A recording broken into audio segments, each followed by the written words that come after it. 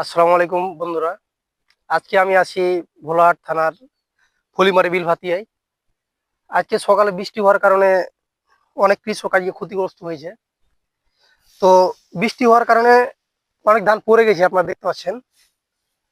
আর সবচেয়ে বেশি ক্ষতিগ্রস্ত হয়েছে যাদের ধানগুলো কাটার পরে বাঁধেনি। এদিকে একটু দেখান। যেমন ধরেন কি, এই ধানটাই আপনাদের দেখাই। এগুলো যেমন ধরেন কি, এই যে ধানটা ভিজে গেছে, এটার কারণে কৃষক অনেক ক্ষতিগ্রস্ত। তো ক্ষতিগ্রস্ত হলেও কিছু করার নাই। আর এই বছরে এই মৌসুমে বোলার থানার ধানের বাম্পার ফলন হয়েছে। বাম্পার ফলন হওয়ার কারণে বিঘা প্রতি প্রায় 23 থেকে 25 মণ যাচ্ছে। তবে আল্লাহ যদি প্রাকৃতিক দুর্যোগ যদি না দেয়, তবে আরো বেশি হওয়ার সম্ভাবনা রয়েছে।